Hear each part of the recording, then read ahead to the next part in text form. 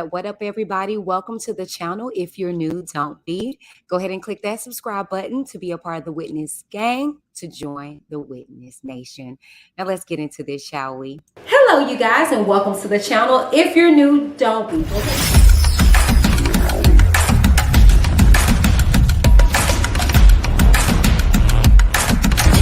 I'm Whitney. Keep it cute, get the boot. Your girl, as whack as she is in all her glory, was in the New York Times.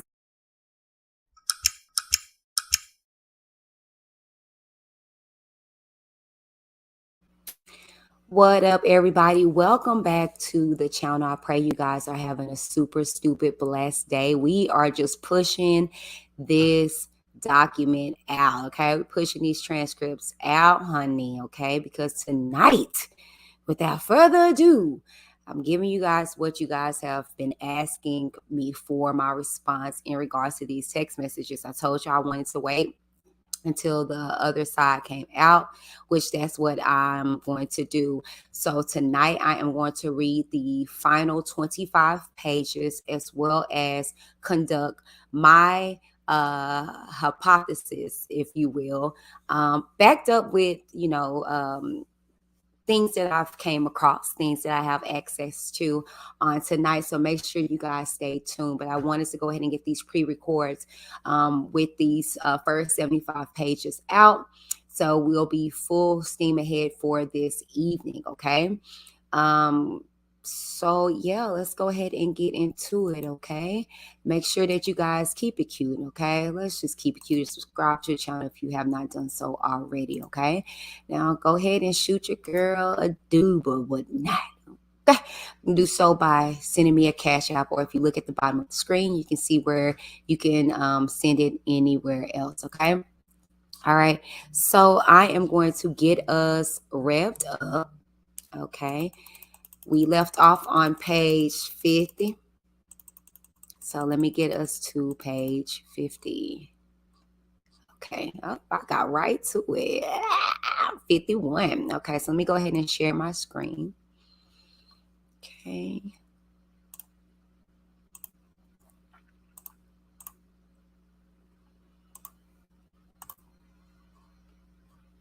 Oh, I'm sorry. I didn't do my disclaimer. First and foremost, okay, before we get into anything, let this be cleared, okay? This platform discusses any and all information that has been made known to the public in any way. I am not a journalist. I am a commentator. The information is all alleged, but the commentary is very real. In lieu of this statement, on the contrary, okay, we are reading transcripts. So by way of transcripts, these are factual information that took place within the justice system. So I, in no way, shape, or form, can alter that by any means necessary. But I am reading aloud what we are finding, okay? So without further ado, let's go ahead and get into this read, okay? So let me share my screen. We left off on page 50, so which brings us to page 51, okay? So let's go ahead and get into this. Let me remove myself so you guys can have the full screen. Now, disregard any pauses or clicks or clacks that you guys may hear. I am multitasking. I'm interacting with you guys on the other live that is going on, as well as I may be drinking just to make sure that my throat is tidy, okay? All right, so let's go ahead and get into it. Okay. Sorry. Okay. Wrong page. Okay. The enterprise was distinct from its racketeering activities. Kelly contends that the government failed to introduce evidence showing that the enterprise was distinct from the racketeering activities. In so arguing, Kelly again misconstrues what the government is required to prove. God dang. Y'all know, in all honesty, she's saying bone jangles. Don't know what the hell she's talking about. Okay.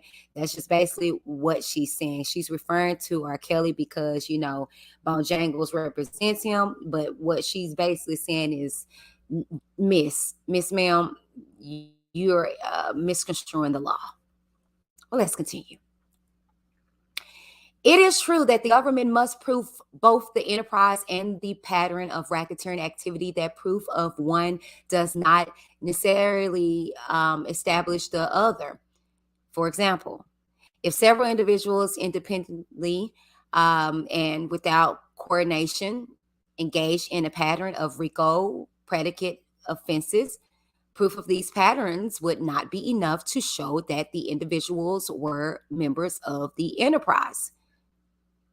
However, that they are separate elements does not mean that the existence of an enterprise may never be inferred from the evidence showing that persons associated with the enterprise engaged in a pattern of racketeering activity. Now, on this point, the court reiterated its conclusion that it made in Turquette that proof of a pattern of racketeering activity may be sufficient in a particular case to permit a jury to infer the existence of an association in face enterprise. In any event, as set forth above, the government adduced sufficient evidence of an enterprise, and as set forth in great detail below, the government adduced sufficient evidence of the pattern of racketeering. Therefore, Kelly's argument fails. The enterprise was distinct from Kelly. Kelly also asserts that the government's proof of an enterprise failed because it did not demonstrate that Kelly was distinct from the enterprise. Again, he is wrong. At trial, the government offered evidence that Kelly surrounded himself with his inner circle. And Kelly and his inner circle together worked to promote his brand and to meet his personal needs. Now, because enterprise compromised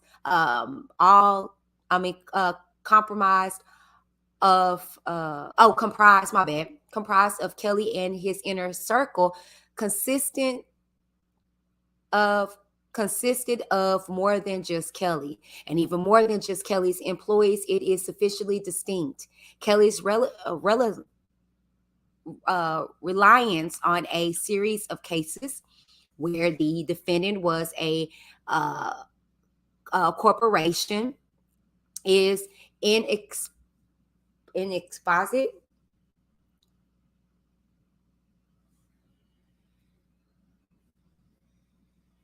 Hold on, y'all.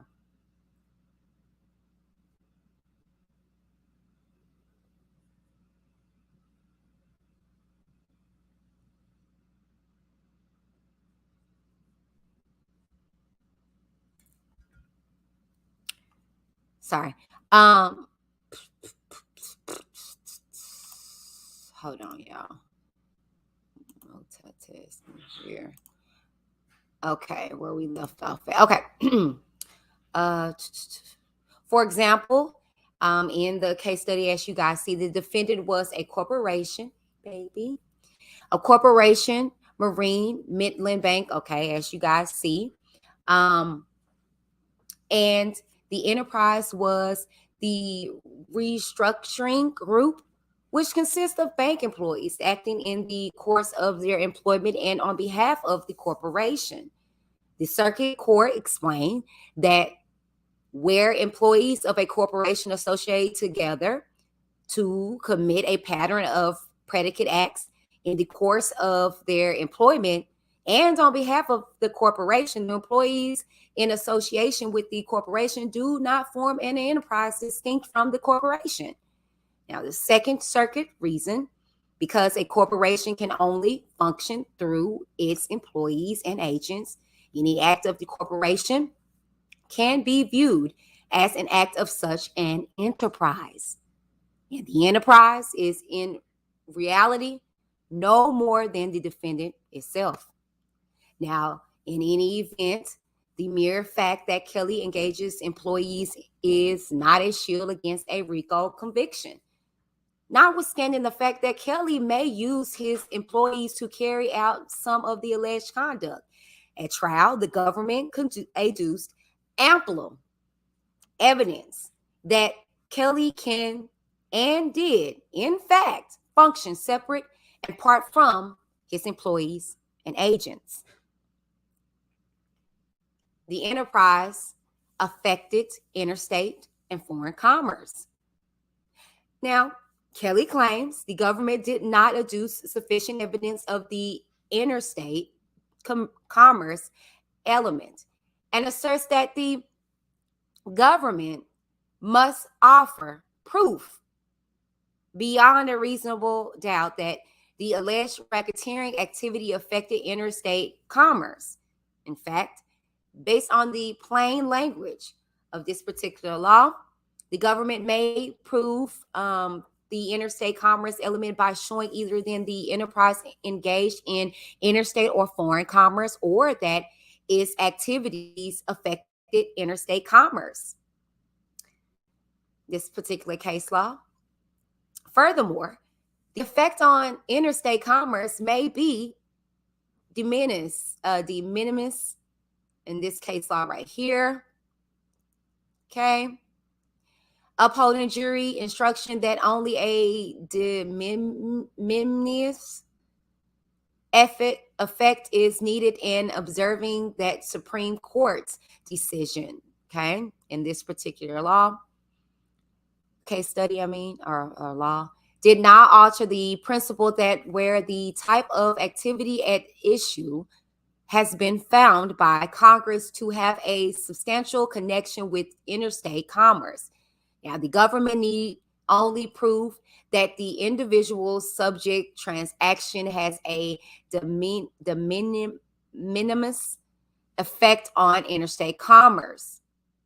Okay, any other conduct having even a de minimis effect on interstate commerce suffices. Although only one can require the proof adduced at trial easily was sufficient to prove that the enterprise itself was engaged in interstate commerce and that its activities affected interstate commerce.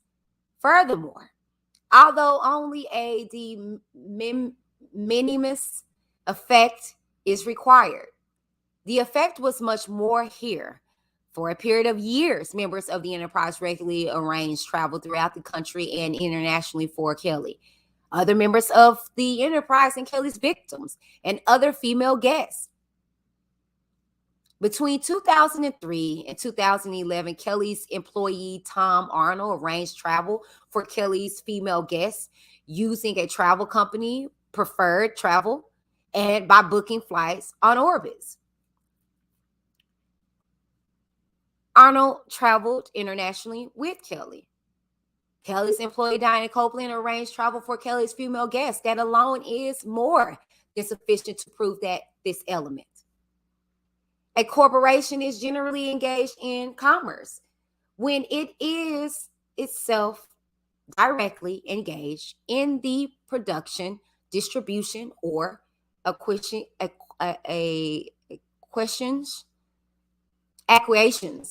of goods or services in interstate commerce.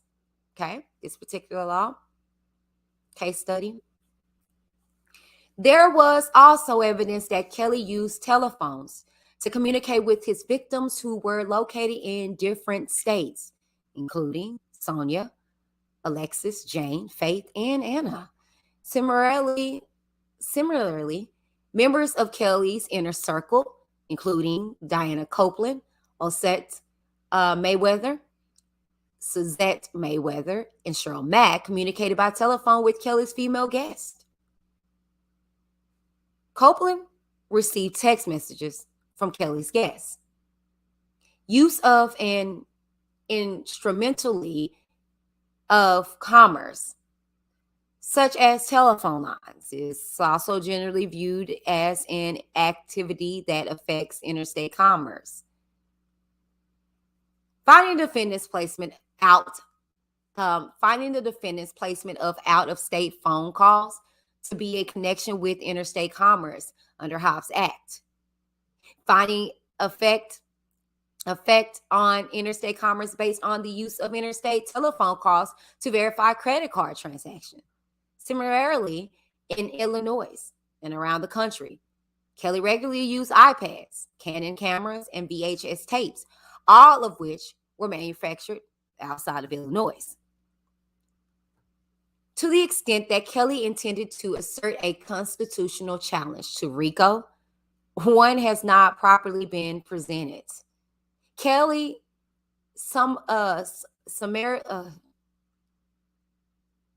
summarily writes without citation to any case. The de minimis sic effect approach here amounts to an unconstitutional extension of Congress's commerce power and is contrary to RICO's distinctively economic legislation history. That alone is not sufficient to raise a constitutional challenge. Issues adverted to in a perfunctory manner, unaccompanied by some effort at developed argumentation, are deemed waived. In any event, such a challenge would fail. RICO constitutes a valid exercise of Congress commerce clause powers on its face and as applied here. That Supreme Court's decision in United States case law, as you see here, did not alter the principle that where the type of activity at issue has been found by Congress to have a substantial connection with interstate commerce, the government need only prove that the individual subject transaction has a de minimis effect on interstate commerce. Now, the statute criminalizing violent crimes in aid of racketeering as a valid exercise of Congress's powers under the Commerce Clause. C, there was sufficient evidence of a pattern of racketeering activity. Kelly challenges the sufficiency of the racketeering conviction by arguing that there was insufficient evidence of each of the predicate racketeering acts that the jury found proven. Hold on, y'all.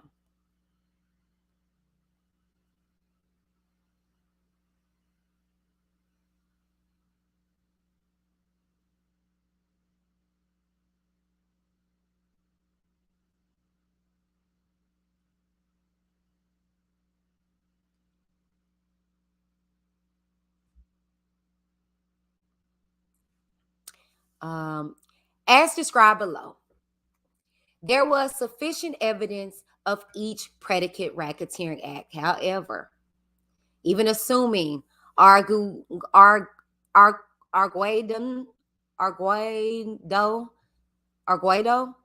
that there was no sufficient evidence of particular racketeering act, the conviction would stand so long as these remained sufficient evidence of two predicate racketeering acts, including one within 5 years of indictment and one within 10 years of the most recent Racketeering Act.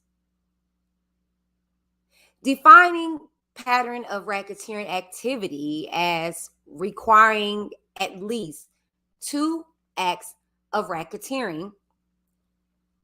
Sorry, y'all.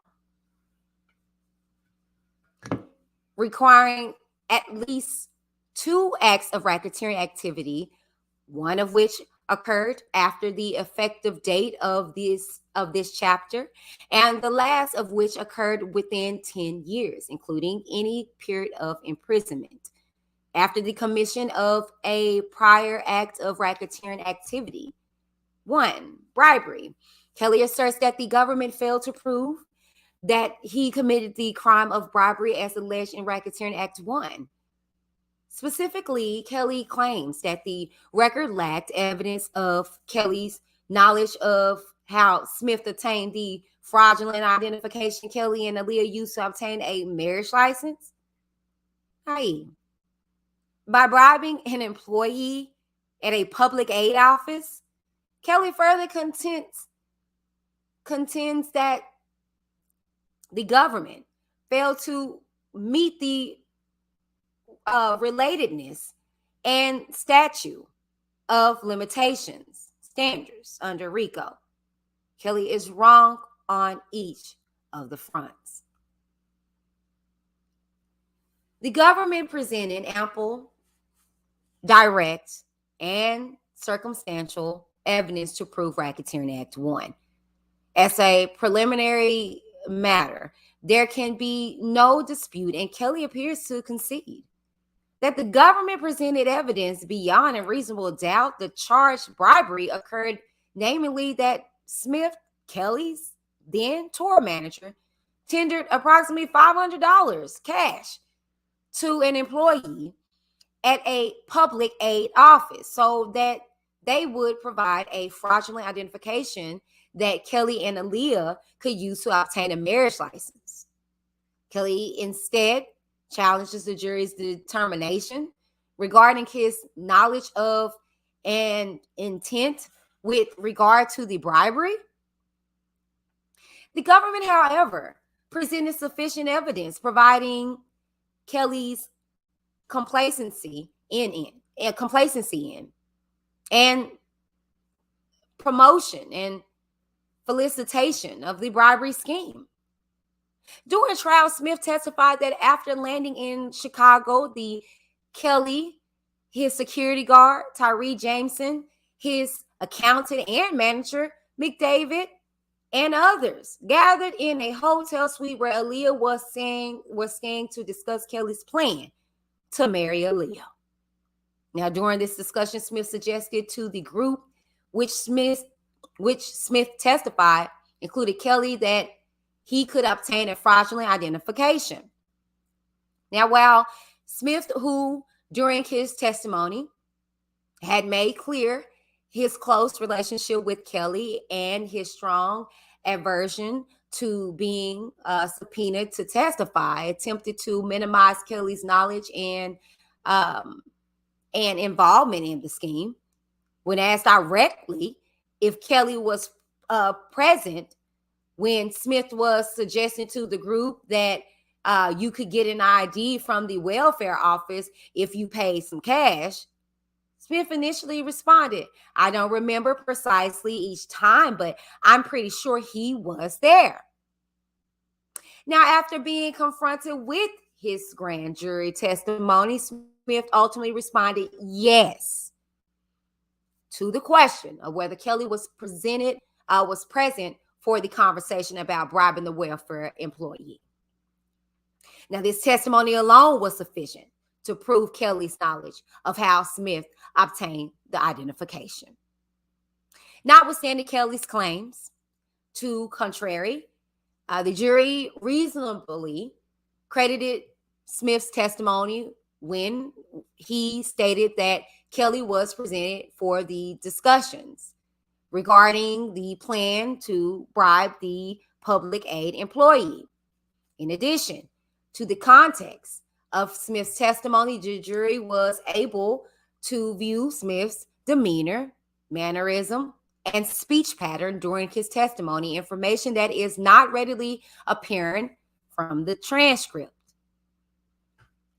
A rational juror viewing Smith's testimony in its entirety could reasonably believe that during the times when Smith attempted to backtrack from prior statements, he was doing so in an effort to protect Kelly when faced with him in open court.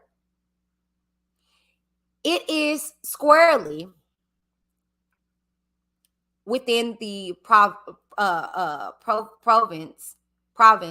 of the jury to assess the witness's credibility in this way and to make reasonable inferences from their evaluation of the witness during testimony.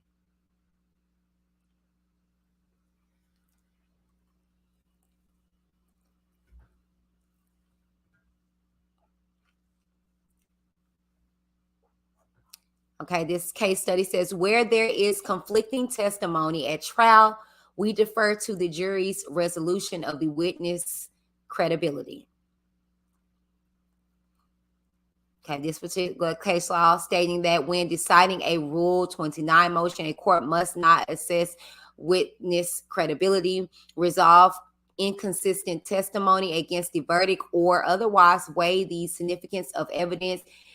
Internal citation omitted. Okay. Goes on to say the jury's assessment of Smith's testimony was bolstered by the circumstantial evidence at trial.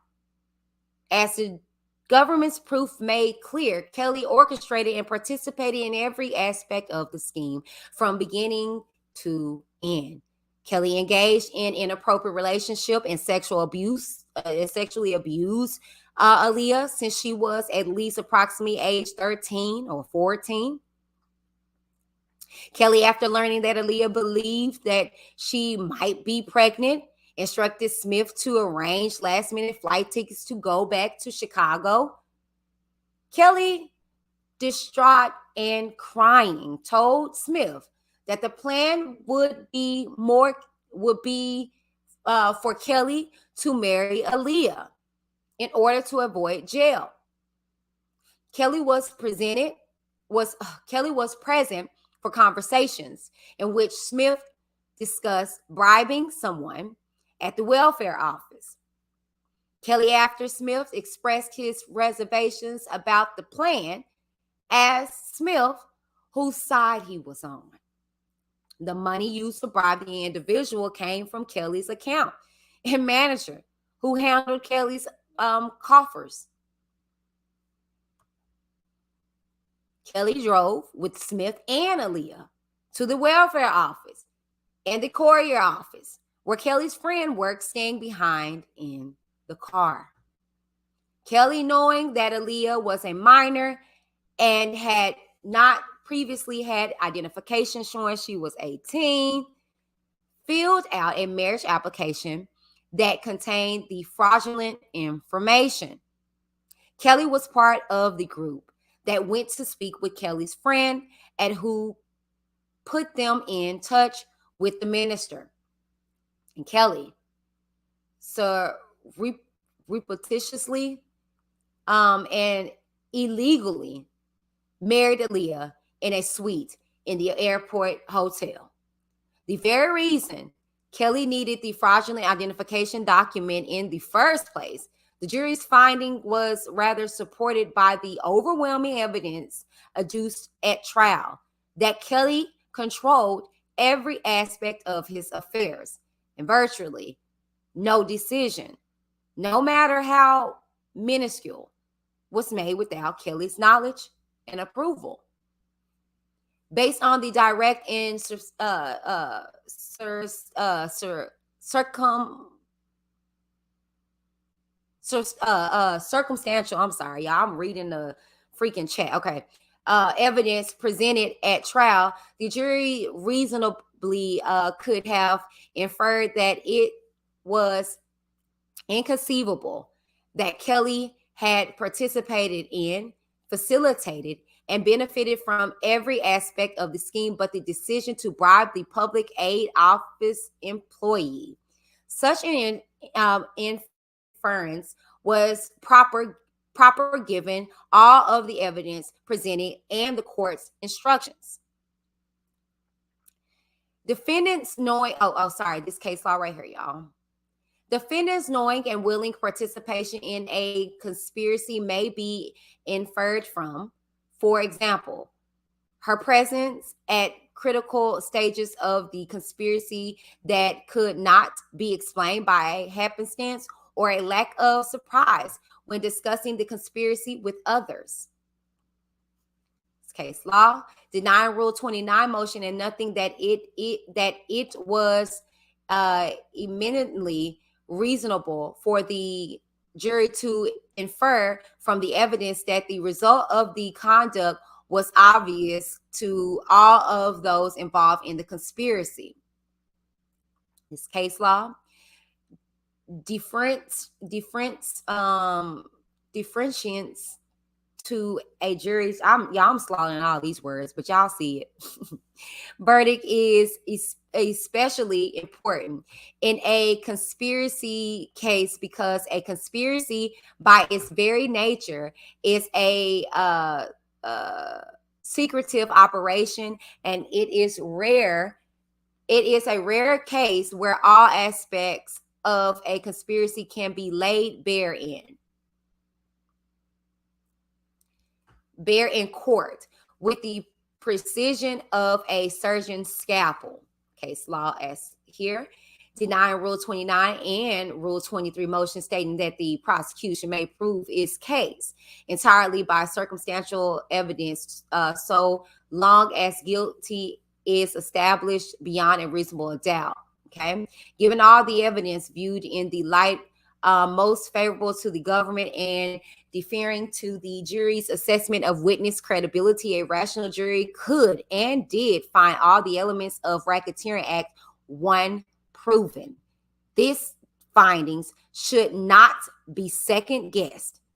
The bribery alleged as a Racketeering Act 1 satisfied the virtual and horizontal relatedness elements, notwithstanding Kelly's conclusory assertion to the contrary.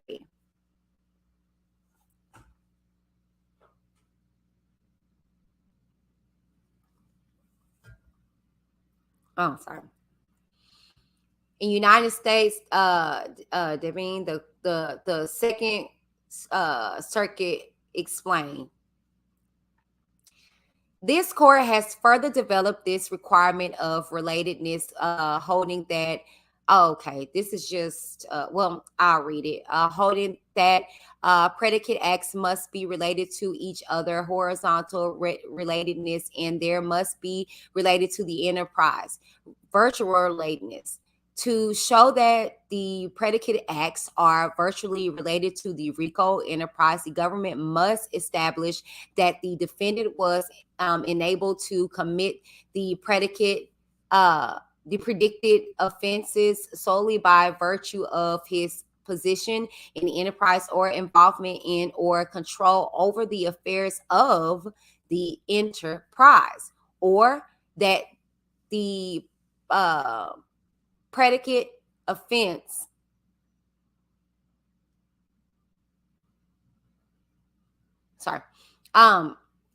reading this chat, I'm multitasking, sorry y'all. Acts are horizontally related to each other is to show that each predicate act is related to the RICO enterprise. Accordingly, the requirements of horizontal relatedness can be established by linking each predicate act to the enterprise, although the same or similar proof may also establish vertical relatedness. Okay, this case study. All right, the bribery easily satisfies the vertical and horizontal relatedness requirements. As set forth above, Kelly was able to commit the bribery solely by virtue of his position in the enterprise. Put another way, to commit the bribery, Kelly relied upon his inner circle, members of the charged enterprise, including his tour manager and accountant. In addition, the bribery was committed for the same purpose as the other racketeering acts, namely to allow Kelly to sexually abuse women and girls and otherwise commit illegal sexual activity. Okay. This case study, and it depicts it right here. Okay. Finally, Kelly's claim that Racketeering Act 1 is barred by the statute of limitations demonstrates a fundamental and continued misunderstanding of RICO. God dang. Jack, oh man, say. Bojangles, you girl, you got way in over your head, girl. They are chickity checking you. The statute of limitations for a substantive RICO offense, the offense charged in count 1 is 5 years from the date of indictment. Okay, this case law right here, and it's in this abbreviated text, okay? The statute of limitations is not measured, as the defendant suggested, from the date of the first Racketeering Act. This is so because the defendant is charged with committing a particular predicate act, but rather with committing racketeering through a pattern of racketeering acts. Under the law, in a substantive RICO charge under Section 1962C, the defendant must have committed at least one predicate act within 5 years of the date of the indictment. Here go the case law right here. And it continues on this page right here.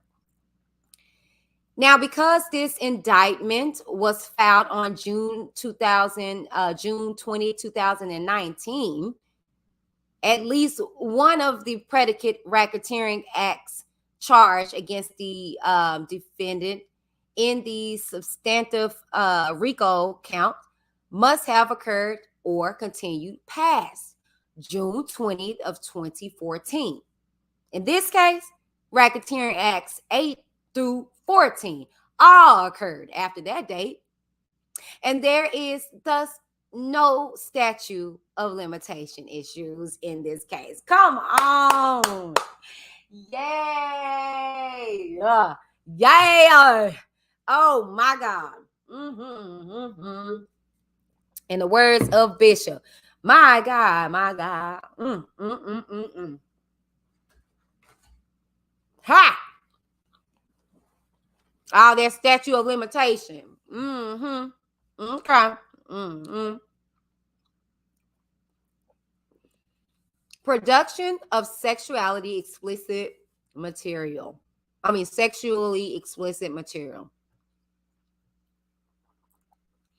Racketeering Acts 2, 7, and 10 charged Kelly with sexual exploitation of a child in violation of this particular law. With respect to Stephanie, Geronda, and Jane, respectfully, to convict a defendant of a violation of 18, this particular law, the government must prove 3 elements beyond a reasonable doubt. 1, the victim was less than 18 years old. 2, because again, y'all, this ain't got nothing to do with state at this point. Federally, you have to be 18 years old, period. The government, the federal trumps state at all costs, period. The defendant used employee, persuaded, induced, enticed, or coerced the minor to take part in sexually explicit conduct for the purpose of producing a visual depiction of that conduct. And 3, the visual depiction was produced using materials that had been transported in interstate or foreign commerce. Okay. And he traveled around with all those tapes and stuff. Anybody could have easily access it. Okay, and this is the case study. Kelly focuses primarily on the second element, challenging the jury's findings as to racketeering acts 2, 7, and 10 by arguing that he did nothing to persuade, induce, entice, or coerce the victim witnesses into sexual activity that was recorded. Notably,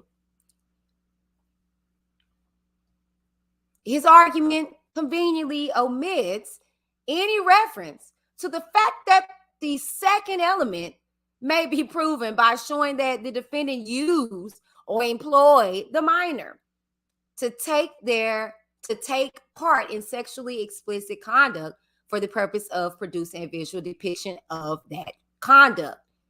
As the court properly instructed the jury,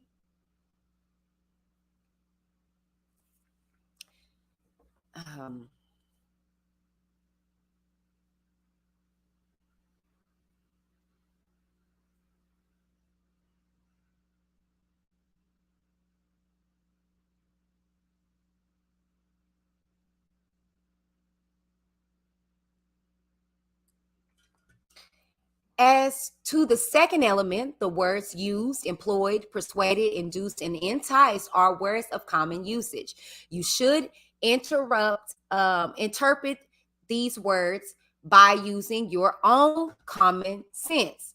The words persuade, induce, and entice are in effect synonyms that convey the idea of leading or moving another person by persuasion as to some action, state of mind, example, etc., or to bring about, produce, or cause. Okay.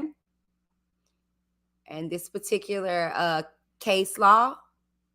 Oh, okay. The Second Circuit has made clear that the word used in this context encompasses a scenario where a child is photographed in order to create pornography. This case study right here, and it's in abbreviations right here. Okay. This particular case law in abbreviations right here as well, on down to right here. Okay.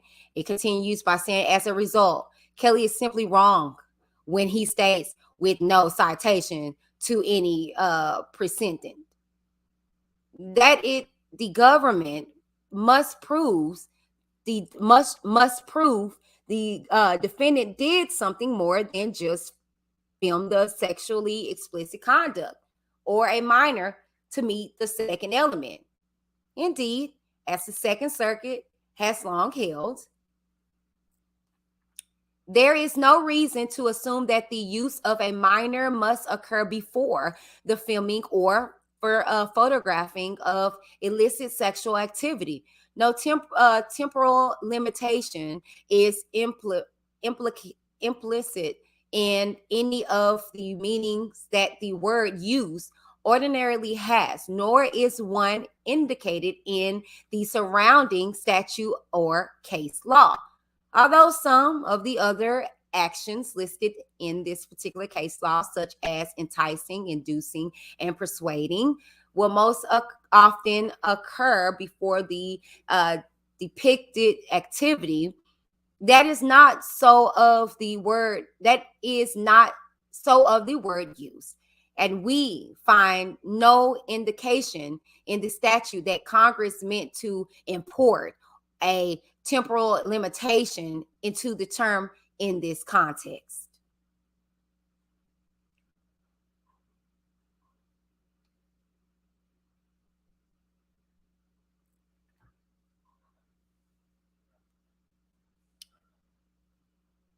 Kelly clearly used Stephanie, Geronda, and Jane to take part in sexually explicit conduct for the purpose of producing a visual depiction of that conduct. His arguments to the contrary should be summarily rejected. Nor was the jury erroneously instructed by the court with respect to those racketeering acts the court correctly read each racketeering act to the jury, which language made clear that each act charged the defendant with using the relevant victim to engage in sexual explicit conduct for the purpose of producing one or more visual depiction of such conduct, and correctly told the jury that in this particular section, and y'all see this,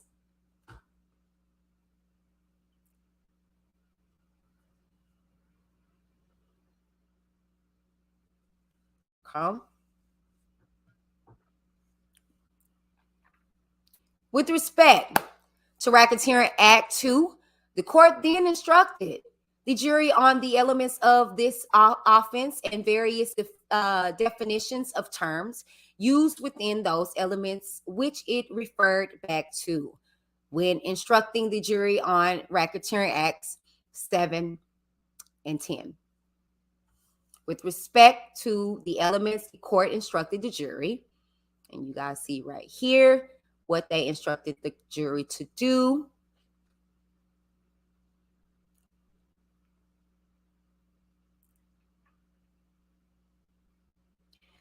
Goes on to say, while the court included language here regarding transmitting a visual depiction of that conduct, which relates to a portion of this particular case law, that was not charged in these racketeering acts. I did not do so to the exclusion of correctly instructing the jury as to the production purpose of the charge, conduct, as apparently suggested by the defendant.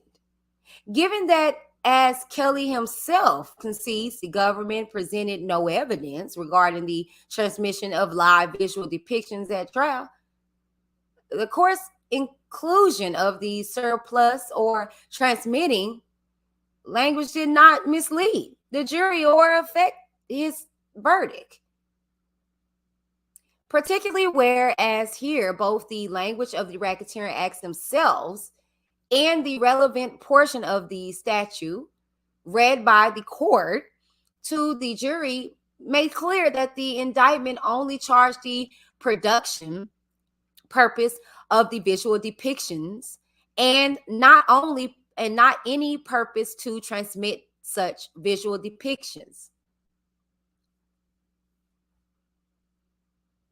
Put another way, the court's jury instructions, though they contained irrelevant additional language, were legally correct. And two, the evidence at trial clearly established that Kelly used Stephanie, Geronda, and Jane, respectfully, to engage in sexually explicit conduct for the purpose of producing a visual depiction of such conduct. Viewed as a whole, the court's instructions thus included all the essential elements of the offense and adequately informed the jury of the law. And you can see the law right here. The case study is all of these. And here, there's another case law study, all of this.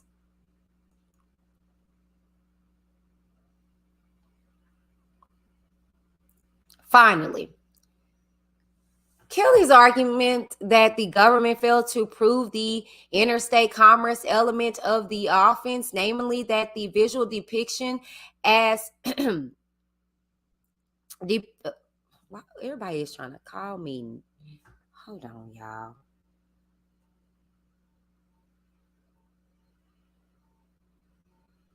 I don't know who that is. They can leave a message.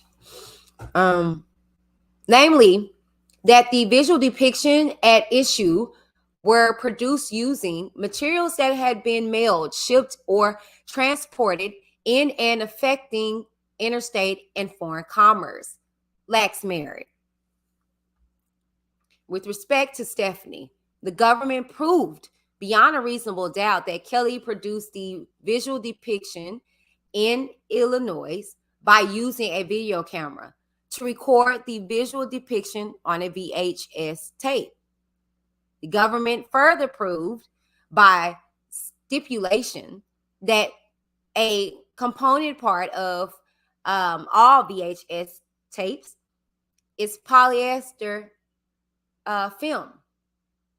And before 1999, all of the titles that manufactured the polyester film used in all VHS tapes were located outside the state of Illinois and manufactured polyester film outside the state of Illinois.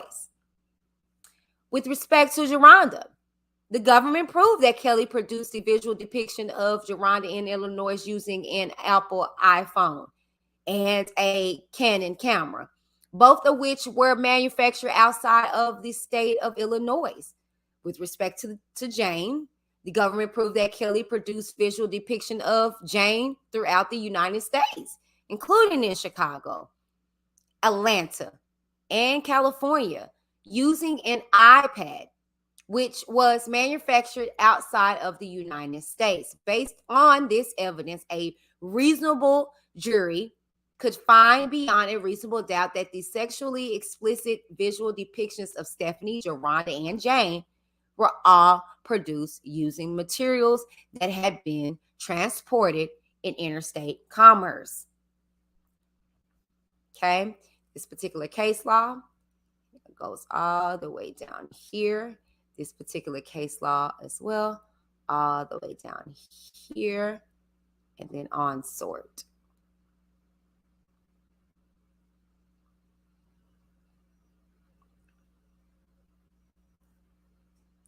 These are just case laws. You guys can read aloud on your own.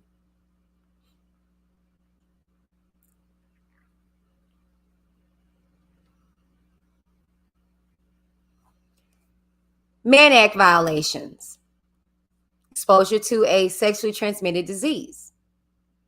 Kelly challenges the sufficiency of the evidence proving the violations of Mann Act based on exposure to a sexually transmitted disease.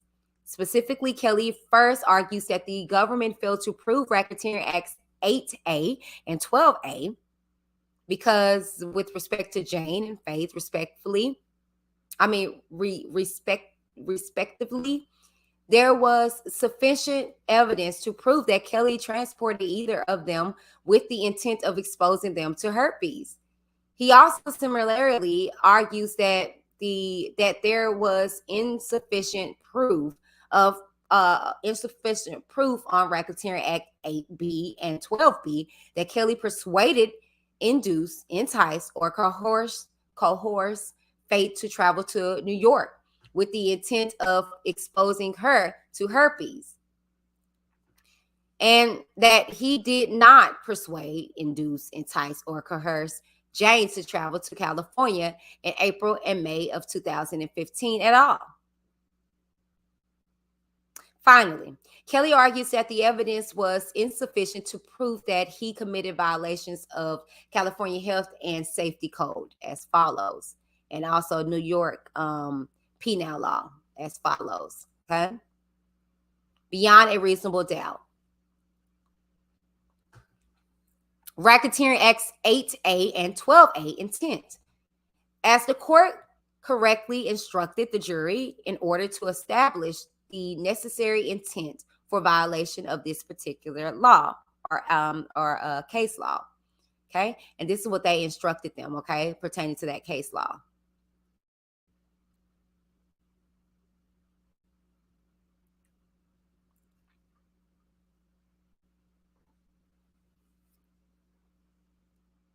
And this is a particular case law.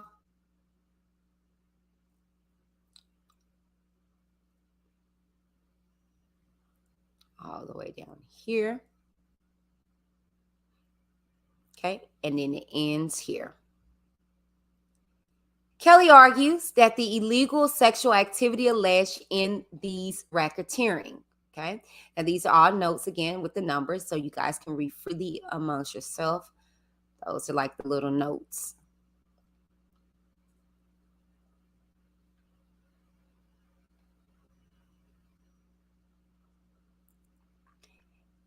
X was incidental to the trips. While Kelly was certainly free to make such an argument to the jury, and in fact did so. Based on the evidence presented at court, the jury was entitled to find otherwise. In this regard, the relevant question is not as suggested by Kelly.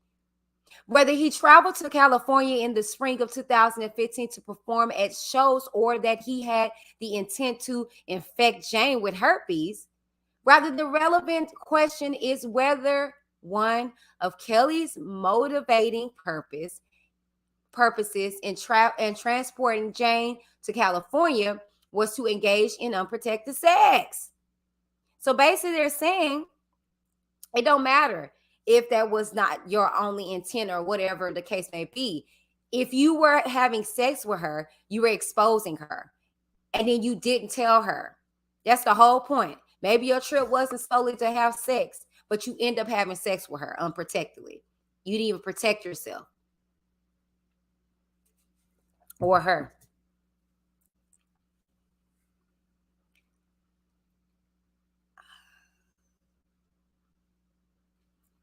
First informing. Oh, there you go. Kelly's motivating. No. Oh yeah, motivating purposes. Purposes in transporting Jane to California was to engage in unprotected sex with Jane without first informing her that he had contracted herpes and obtaining her consent to sexual intercourse in those circumstances. As to that question, the government presented sufficient evidence for a reasonable jury to reach that conclusion. Kelly's medical records and testimony from his personal doctor, Dr. Chris McGrath, among other things, established that the defendant had contracted genital herpes at some point after June of 2000 and before March 19, 2007, and that Dr. McGrath had informed the defendant of this diagnosis and equivalently told the defendant to inform his sexual partners. Okay, and again, these are little notes.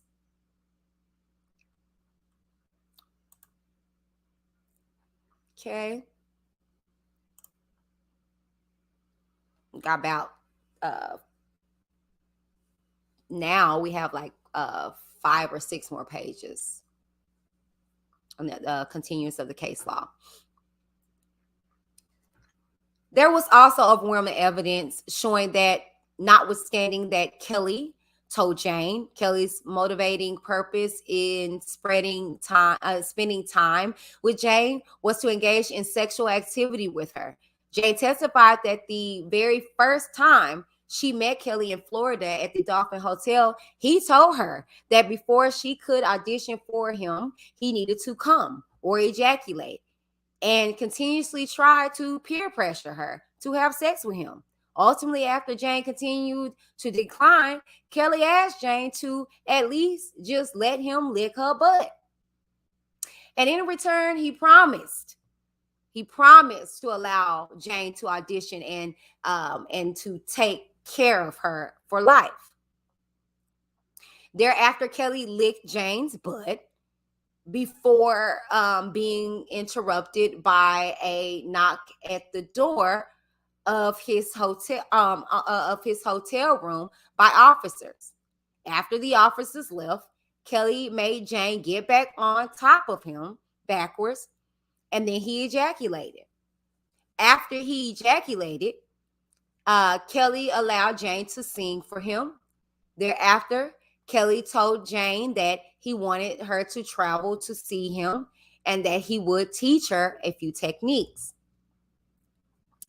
The two then continued to communicate by phone A few days after their meeting at the Dolphin Hotel, Kelly asked Jane to send him a video of her singing in her underwear and bra, which she did.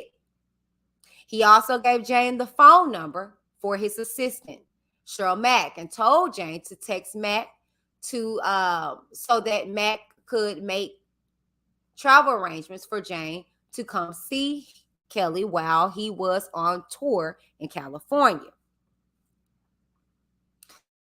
On April 28, 2005, Jane texted a message to Mack stating, "Mr. Kelly said to get me to LA, an early flight. My name is Jane. I'm in Orlando, Florida currently," and provided Mack with her true date of birth, December 30th, 1997. Mack then arranged for Jane to travel to Los Angeles the following day, and Jane flew from Orlando, Florida to Los Angeles, which travel was paid for by Kelly. After her arrival in Los Angeles, Jane saw Kelly in his hotel room. Kelly told Jane that he wanted to teach Jane a few musical techniques. However, he needed to ejaculate again before doing anything, and thereafter gave Jane oral sex. After Los Angeles, Cheryl Mack arranged for Jane to travel to Stockton, California. Now, on May 1st, 2015, after attending Kelly's concert in Stockton that evening, Jane saw Kelly at a hotel room in Stockton where she had sexual intercourse with him. Kelly did not use a condom and did not say anything to Jane about his having an STD. Now, thereafter, in the summer of 2015, Jane traveled and spent time with Kelly in Chicago and Atlanta, and the two had sex almost every day. While the two engaged in sexual contact, Kelly would basically control exactly every single time they were intimate, meaning that he would say everything specifically, and Jane would have to follow exactly what he said. Kelly never told Jane that he had previously been diagnosed with herpes, and he never used a condom during sex. From this evidence, the jury could reasonably conclude that one of Kelly's motivating reasons for arranging for Jane to travel to see him in California in April and May of 2015 was so that he could have sexual intercourse with Jane, and do so in the manner he always did with Jane and his other sexual partners who testified at trial, namely without a condom and without first informing her that he had contracted herpes. The same is true for Faith. Faith testified that after meeting Kelly at a concert in San Antonio in March of 2017, she began communicating with him regularly, and he arranged for her to travel to see him on various occasions between May 2017 and February 2018. At no point during that time period, from March of 2017 through the last time Faith traveled to see the defendant in February 2018, did the defendant tell Faith that he had herpes.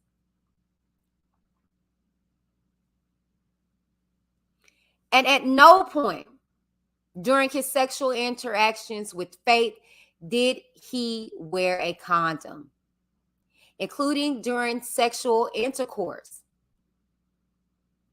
In May of 2017, after attending Kelly's concert the night before in Long Island, Kelly showed up at Faith's hotel room at 6 a.m.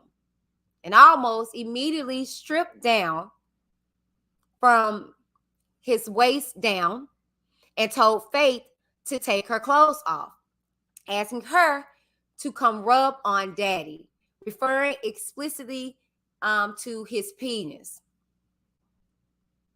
Now, when Faith began massaging his shoulders, Kelly moved her hand onto his penis and told her to rub there. Faith told Kelly she was not ready for sex, and Kelly responded that he was at his best when he was wanted. Thereafter, Kelly instructed Faith to get on the bed on her back on all fours and started rubbing on her, and then stuck his fingers inside her vagina in a manner that Faith felt like she was being examined by a gynecologist. Kelly then began to give Faith oral sex from behind, and after a brief pause, told Faith to flip over, which she did, and he continued to give her oral sex. Thereafter, Kelly started to get ready to penetrate Faith, and she asked him, "Are you going to use a condom?"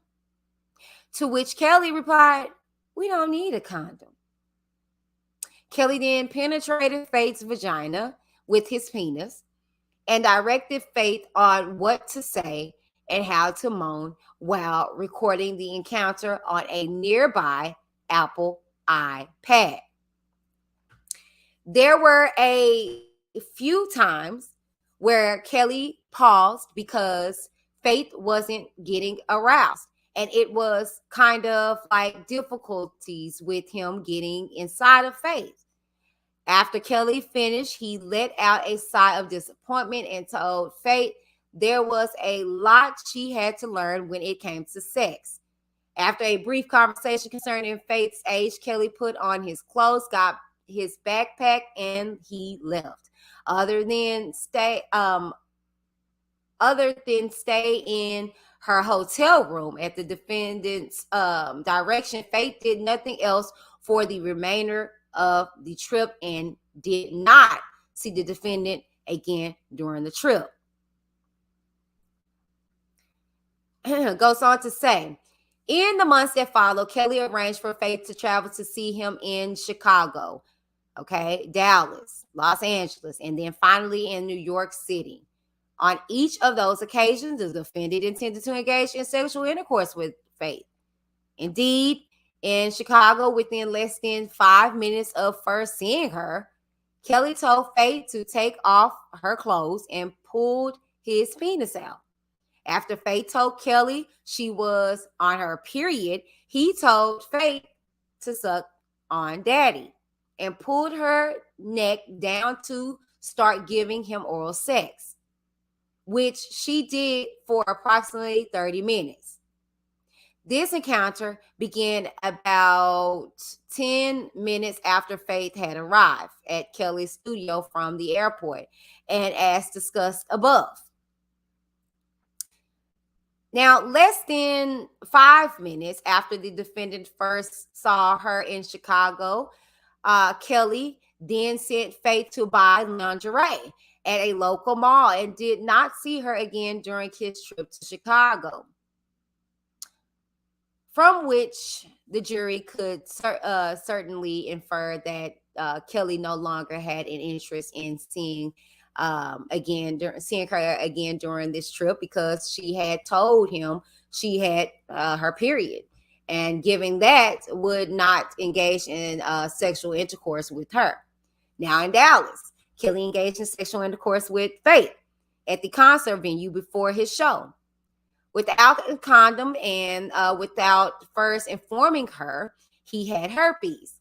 After the concert and a period of time when Faith was backstage with Diana Copeland, Faith returned to her hotel and went to sleep.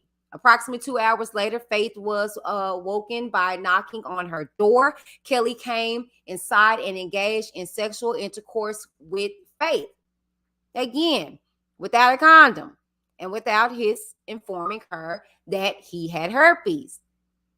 At the end of the trip, Kelly informed Faith that he was dismayed that when he had sex with her, he had difficulty getting his penis fully inside her, and told Faith she needed to get a dildo that was the size of his penis and she needed to start using it so that he doesn't have any problems when they're having sex.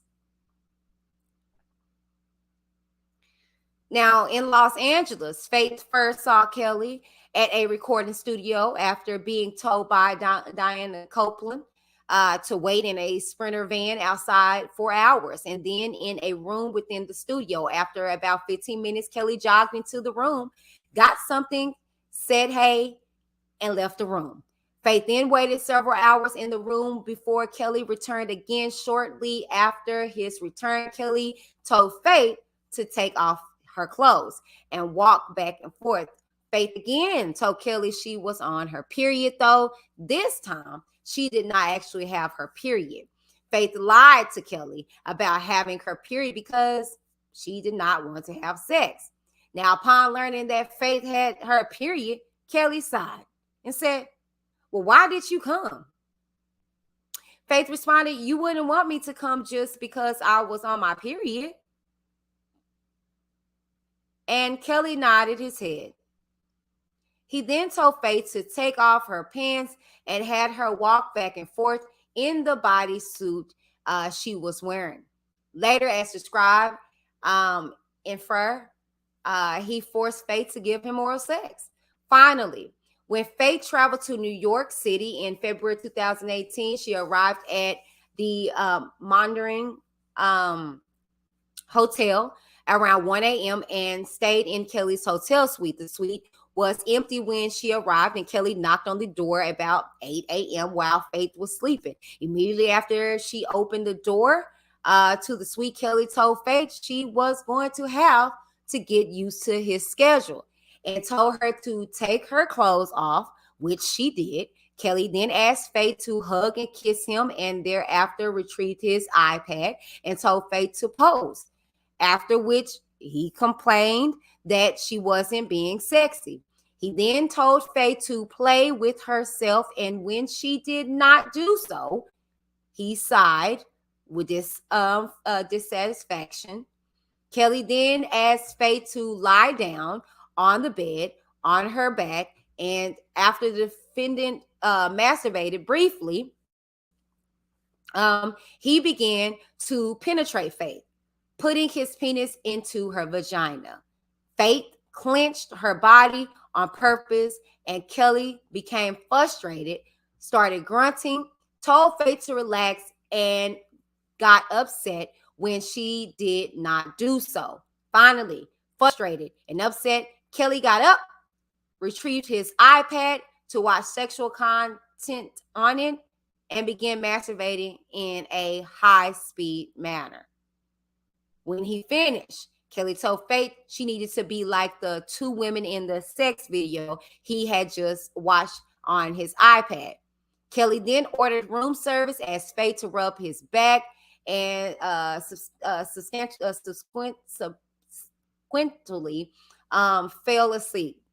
A few minutes later, thereafter, Diana Copeland entered the suite and informed the defendant that he had a meeting he was late for, and the defendant quickly got dressed before leaving. However, Kelly gave Faith constructive criticism about her sexual position.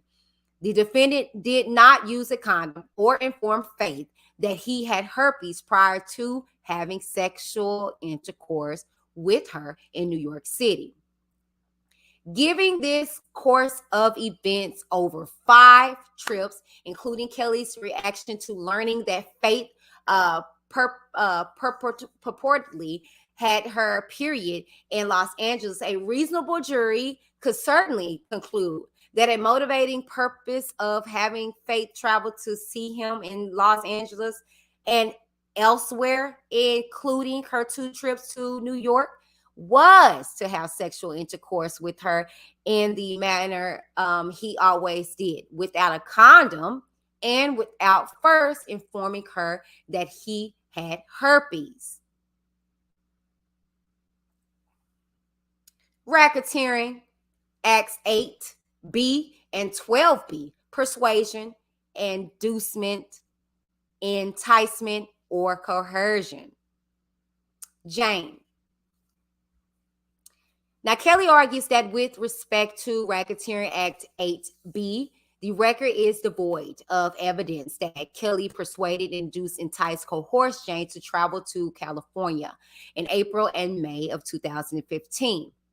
As described above, however, the trial evidence showed that following their very first sexual encounter at the Dolphin Hotel in Florida, Kelly allowed Jane, an aspiring professional singer, to audition for him, and then Kelly told Jane he wanted her to travel to see him on tour, promising to teach her a few singing techniques. In subsequent phone conversations, he provided Jane with contact information for his assistant, Cheryl Mack, so that Mack could make arrangements for Jane to travel to see him in California. Now, Jane did so, and Mack arranged for Jane to travel from Florida to Los Angeles and then other locations in California, all of which travel flights and hotels included were paid for by Kelly. As the Second Circuit has recognized, persuade, induce, entice, coerce are words of common usage that have plain and ordinary meanings, okay, as seen in this case study right here. Contrary to Kelly's suggestion of this case study right here, the ordinary meanings of those verbs do not include as a necessary element the overbearing or transformation of another's will, okay? Meaning the parents, okay? So they did address those text messages, y'all, low key. They did address the text messages low key. On the contrary, Kelly's suggestion, the ordinary meanings of those verbs do not include as a necessary element the overbearing or transformation of another's will, meaning even if the parents, again, force Azriel to go, you can't go override somebody else's will and the law. Okay, anyway, so let's continue. Indeed, a person may lead or move another by persuasion or influence. I could be wrong though, y'all. Let me keep reading. Or influence to take an action to which she is already predisposed or neutral. That case study right here. A jury applying the common and plain meanings of the statutory terms to Kelly's conduct could thus readily conclude that Kelly persuaded, induced, and enticed Jane to travel to California with false promises of assisting her with her singing technique and by arranging and paying for her travel, regardless of whether she expressed or felt reluctance, indifference, or for that matter, enthusiasm at the prospect of doing so. Meaning it don't matter if she was up for it, that she didn't have a care in the world, that she was ready to go, baby. She still was underage as to having sex with her. This is a case study right here. Okay, and it's in these brackets right here up until here. At a minimum, such conduct amounts to inducement, which simply means to cause, which is all that is required of the statute as expressed here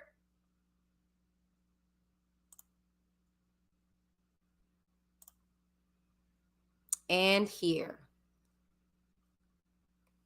Okay, we're going to read a little bit more and we're going to stop. Okay, I don't want this to be too long, and we're going to finish it tonight when I bring you guys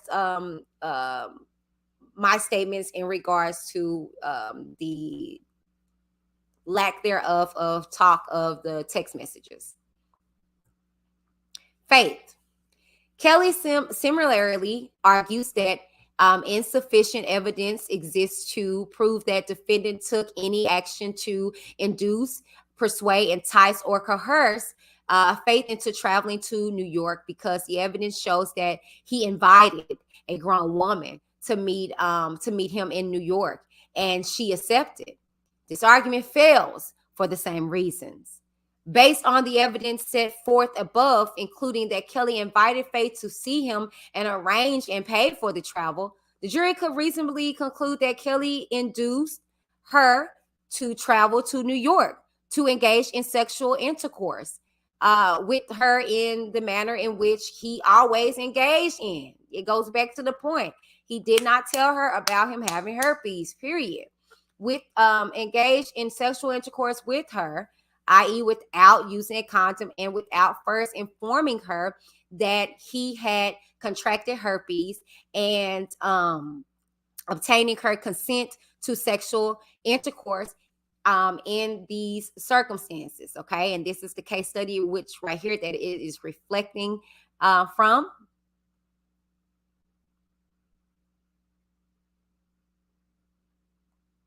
As well as this one. Okay. Okay, it goes on to well, let me see how long this one is.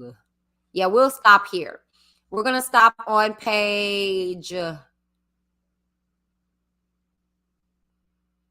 78. We'll stop on page 78, okay?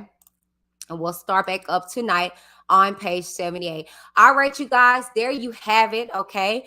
We have the third portion of this R. Kelly Tales 28, where the government is responding, okay? Now, again, as we heard clearly, they did not address the text messages. I actually stated that I wasn't sure that they would. I wanted them to. I was hoping that they did. But in all actuality, if you think about it, why would they? Why would they feed into the defense as so many did on these YouTube streets that we saw? You know what I'm saying? All of the allegations in regards to what they believe the parents did or didn't do has not been factual in a lot of cases. You know what I'm saying? All of it's been hearsay. All of it's been just kind of peer pressure and the jury of people, right?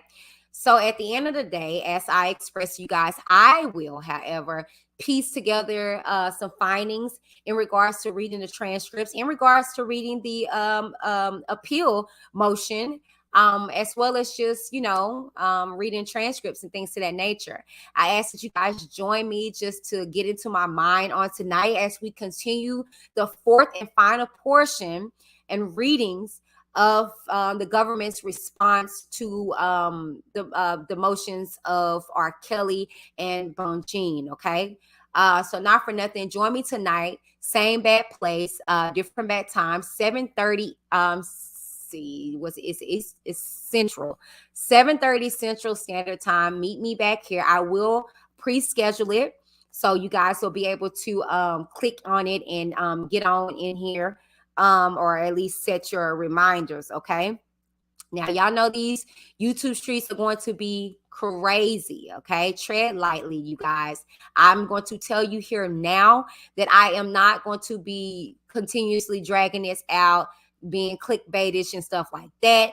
I'm going to read this stuff, be done with it, and continue my schedule as broadcast, okay? I refuse to get tied up in all this stuff all over again. I am not, okay? I'm going to read this, try my best to make it plain, address what I need to address, and then I'm moving on. We still have the sentencing coming up May 4th for him, as well as the Illinois trial in August, okay? So he's not getting no damn appeal, okay? It is totally what it is, okay? So thank you guys so very much for tuning in today, as I just been trying to hit them back to back to back. Make sure you guys subscribe to the channel if you have not done so already. Like this video and please share this video if you was informed, and make sure to please keep it cute, okay? Keep it cute. All right, I don't want to give nobody the boot, okay? All right, but not for nothing, you guys, thank you again for tuning in to the third installation of R. Kelly Tales. Okay, now as we always leave out of R. Kelly Tales. Y'all killing me with this. Y'all killing me with this. I can't. Robert.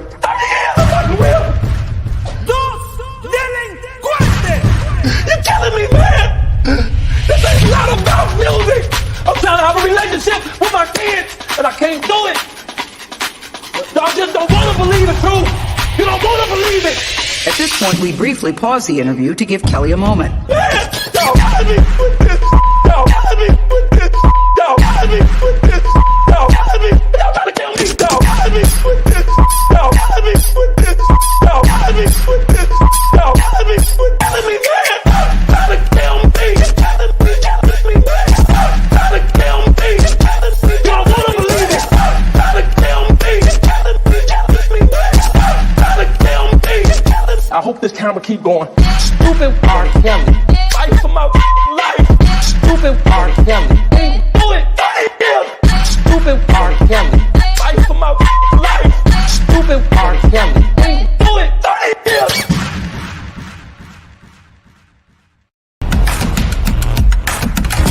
I'm Whitney. Keep it cute or get the boot.